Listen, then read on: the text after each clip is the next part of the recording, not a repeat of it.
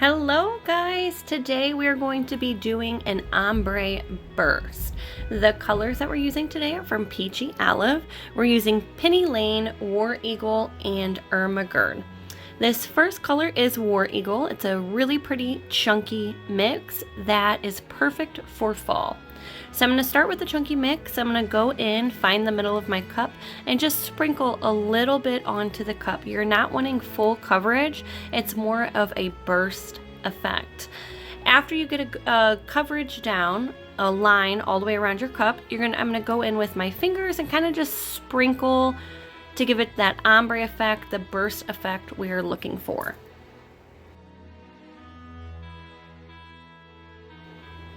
Okay, the next color we are going to use is Penny Lane, also from Peachy Olive. Penny Lane is a really pretty copper color. I just love this color for fall. I'm going to start by doing the butt of the cup and then go all the way around my rim, the bottom rim of my cup, and then I'm going to hold my glitter jar up really high. As you can see, you can't even see it in the frame, and I'm just going to ombre that glitter down. The goal is to try and hit the bottom rim of your cup and just let that glitter fall wherever it wants to fall. It's going to give you that nice ombre effect. Again, do not worry about getting full coverage here because we will come back to this color here in a little bit. That's the fun thing with ombres. It's a lot of going back and forth until you reach that perfect ombre you're looking for.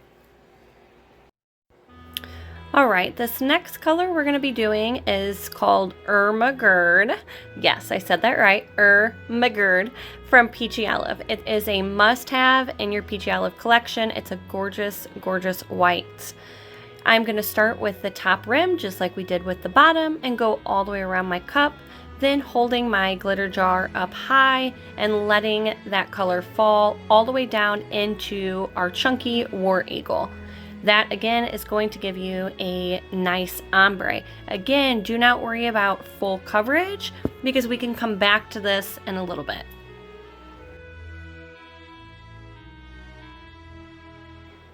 Okay, for the next couple minutes, you're gonna just watch me go back and forth with my colors, my Ermagerd, my Penny Lane, and then I'm even gonna sprinkle some War Eagle on top just to give it some dimension.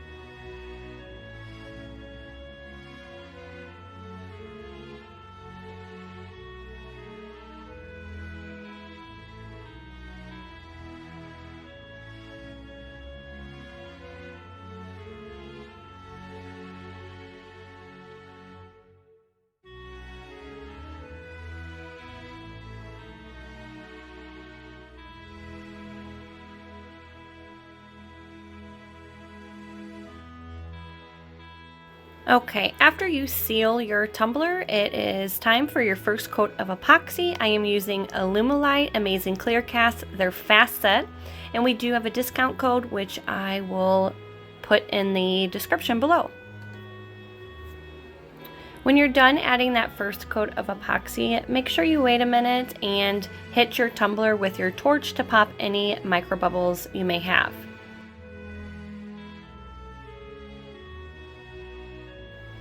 Okay, so I'm using a silhouette. I have a Cameo silhouette, and this is the program that I am going to use to print my water slides.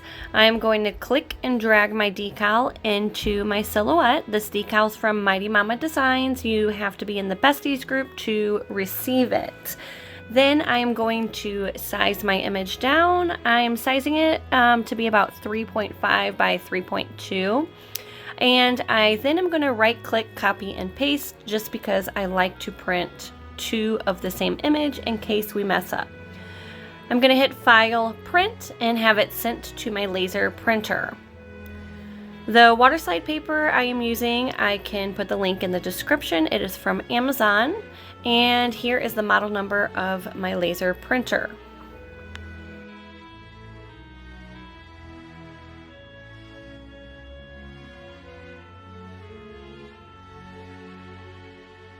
Okay, the next step is to sand your tumbler down really well and clean up the rim. Sand the rim. Then I wipe my tumbler off with my micro rag. You can see the yellow rag in the background. And then your tumbler is ready for the decal. Make sure your tumbler is nice and smooth. If your tumbler does have any bumps, the bumps will show through underneath your decal.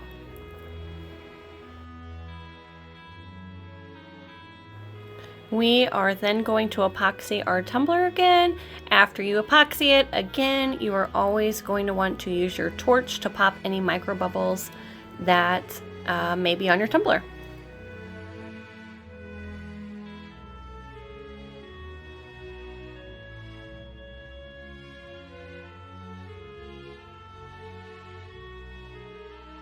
Okay, this should be the final step for our tumbler, and now time for the fun part, the topper! We are using Epoxy Sculpt from CC DIY. We also do have a discount code with CC DIY, which I will link below. This is just a ice cream scoop, and this is how I am measuring the Epoxy Sculpt. You're going to want even parts, part A and part B. Some people use a scale. I kind of just eyeball it, and that works for me. But if you want to use a scale, that is fine as well. Make sure you're using gloves because it is an epoxy, and plus this gets kind of sticky, so you can see it kind of stuck on my gloves. So you're going to want to mix the part A and part B really, really well, okay? Part B is a little more on the yellow side, so once it's like mixed thoroughly, you can tell. So I mixed probably for about a minute, and then I am going to start molding my pie. I left a little piece aside, that's going to be for our crust, and here I am just molding it into a triangle shape. You can use a triangle cookie cutter, you can use a mold. There are multiple ways to do this. I kind of just sculpted it with my hands, and I mean, call me Picasso, right? Oh wait, he's a painter. Just kidding. Alright guys, so as you can see, we have our little triangle shape here, and then we're going to start working for the crust. Do not let this intimidate you, okay? It is a pie. By all means, I am not a sculpting artist, but I think this turned out pretty freaking cute. You can also buy some clay tools, like a little rolling pin, which would make this a lot easier. I kind of just pat it out with my fingers, and I'm just molding it to look like pie crust. Then I'm going to attach it onto the back of my pie to make it look like crust, and voila! We have the beginning stages of what kind of looks like a pie.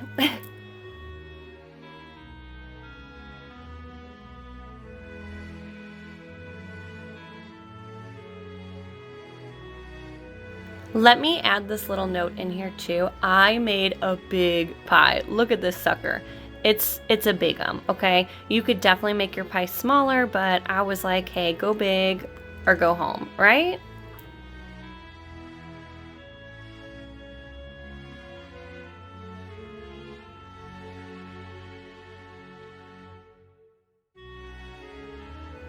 Okay, after I was happy with the way it turned out, I moved it to the side and I left it alone and I let it sit for 24 hours. I know this is really hard to do, guys, but just walk away. Walk away.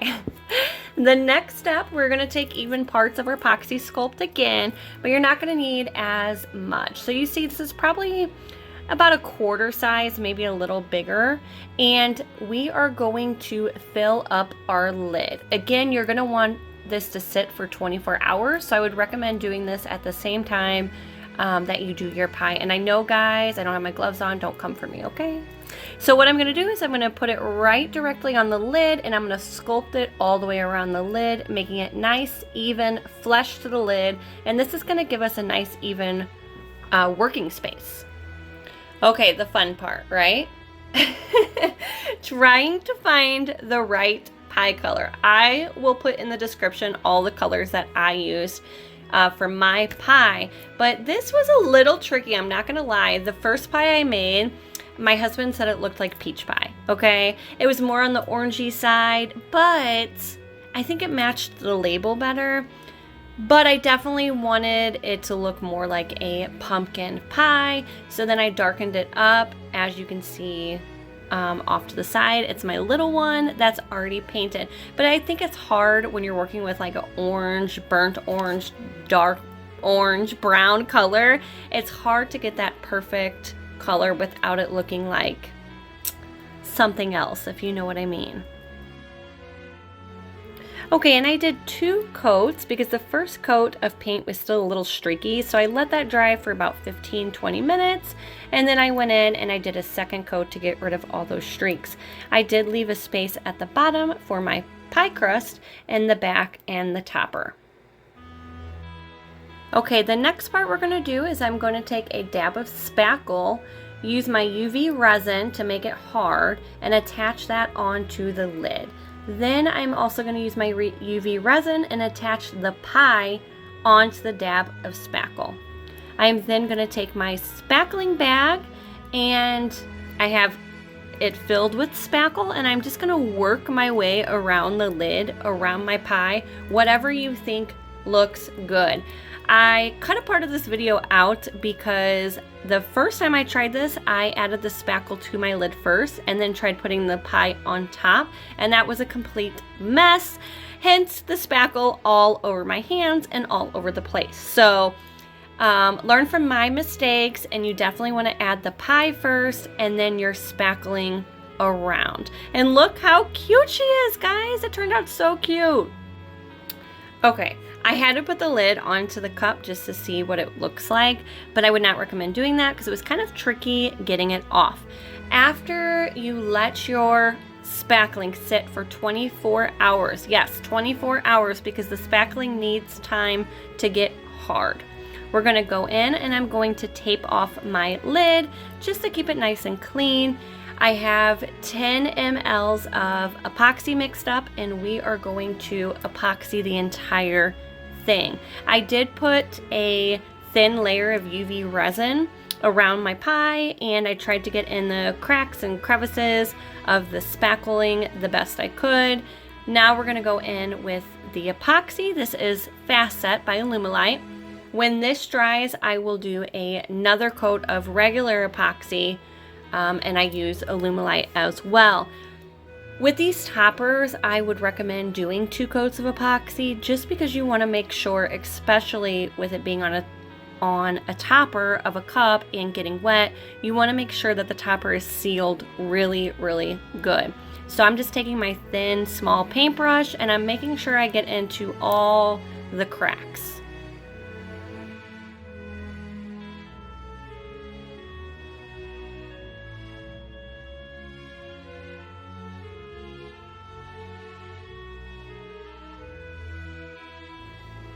Again, I'm just going in, making sure I coat my pie really good, making sure I coat my spackling on top really good with that epoxy.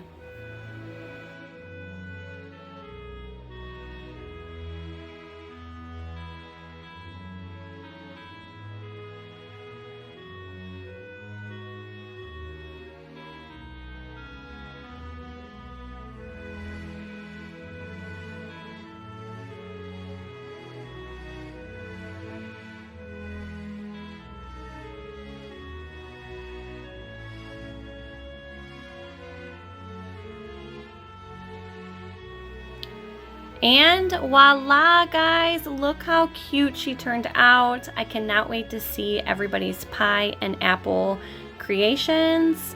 And thank you for watching this tutorial.